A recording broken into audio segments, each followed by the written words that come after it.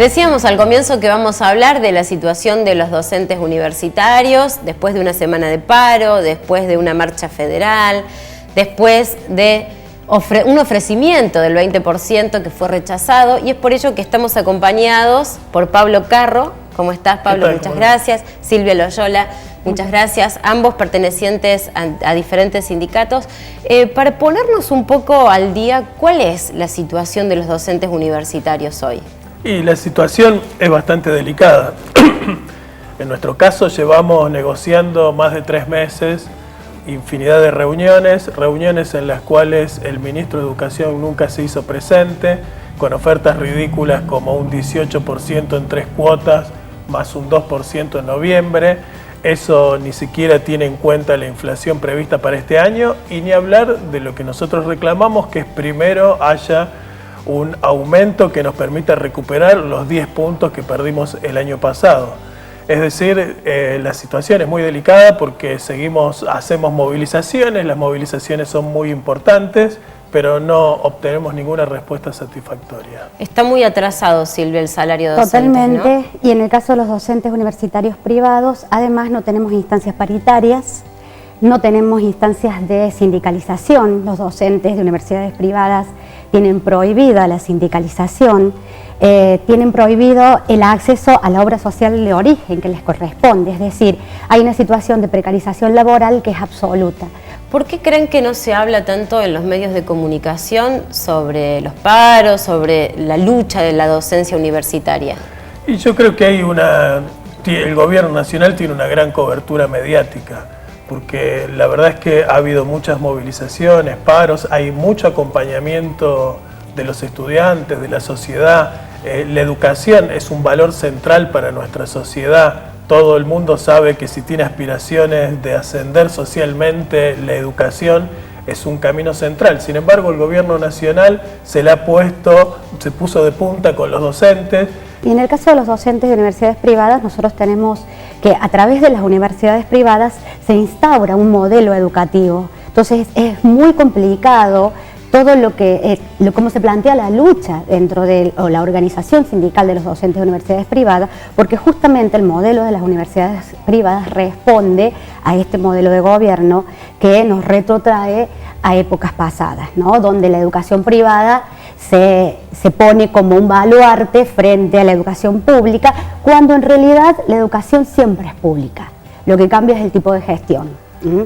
Solo que esta gestión responde a intereses. ¿Y cómo ven esta construcción mediática sobre el derecho a huelga? Se produce una estigmatización muy fuerte y eso tiene un sentido muy claro. El único sector con capacidad de frenar el ajuste es el movimiento de los trabajadores. Las medidas de fuerza como el paro, se dice que no sirven de nada, no tienen sentido, pero eso es falso. Los trabajadores sabemos que tras las medidas de fuerza se obtienen resultados.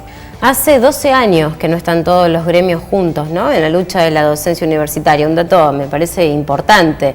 ¿Cómo lo recibe la sociedad cordobesa a esta? ¿Acompaña a la lucha docente?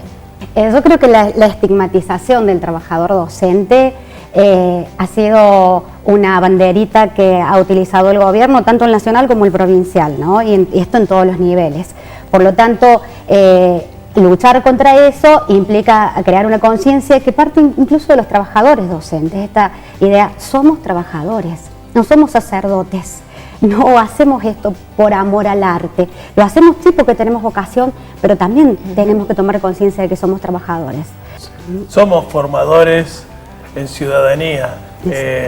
Si no podemos mostrarle a nuestros alumnos que defendemos nuestros derechos, mal vamos a poder enseñar el contenido específico de nuestras materias. Hay mucho acompañamiento, hay un reclamo en la base de los trabajadores y de la sociedad, que es que hay que unirse contra las políticas de ajuste. El hecho de que todo el arco sindical educativo esté unido tiene que ver con esa demanda, pero también tiene que ver con una política de gobierno, porque gracias a la ley de financiamiento educativo y la obligación de convocar a paritarias nacionales ha hecho que todo el arco sindical educativo haya tenido desde el 2005 para acá un ejercicio de pelea conjunta para lograr mejores acuerdos salariales. ¿Cómo continúa la lucha de los docentes?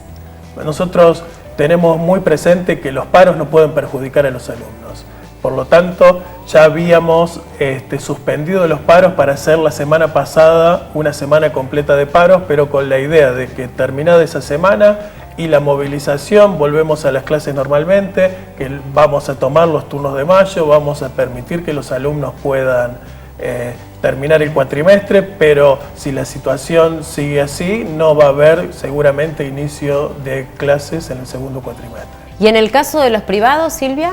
Y bueno, nosotros seguimos haciendo nuestra construcción en la organización de los docentes de universidades privadas, tratando de generar instancias de debate entre los docentes sobre la situación, generando un arco de solidaridades entre los docentes de las distintas universidades que tenemos en la ciudad de Córdoba y en la provincia de Córdoba, para poder tomar conciencia de nuestra situación de inestabilidad como trabajadores docentes, trabajando la cuestión de la antigüedad como esa bandera que nos hace la estabilidad docente y que no es reconocida, el tema de las jubilaciones, que nos jubilamos por el régimen general, no tenemos acceso al régimen docente de jubilación y por lo tanto es algo que preocupa fundamentalmente a los docentes que trabajan exclusivamente en la docencia universitaria privada. Es cierto que las universidades públicas estamos mucho más avanzados, logramos firmar un convenio, tenemos una jubilación del 82% móvil, todo nuestro salario está en blanco. Nosotros entendemos que estas condiciones deben ser condiciones para todos los docentes porque la educación es pública independientemente del tipo de la institución que imparte esa educación. Bueno. Es que el principio de equiparación salarial es nuestra bandera hoy, es decir, somos docentes, igual tarea, igual remuneración. Por lo tanto, además de tener docentes que trabajan en universidades públicas y trabajan en universidades privadas, es decir, la equiparación se da en los hechos, tiene que ser reconocida. Les agradezco mucho a los dos por haber estado aquí. No, gracias por la invitación. Una pausa, ya continuamos.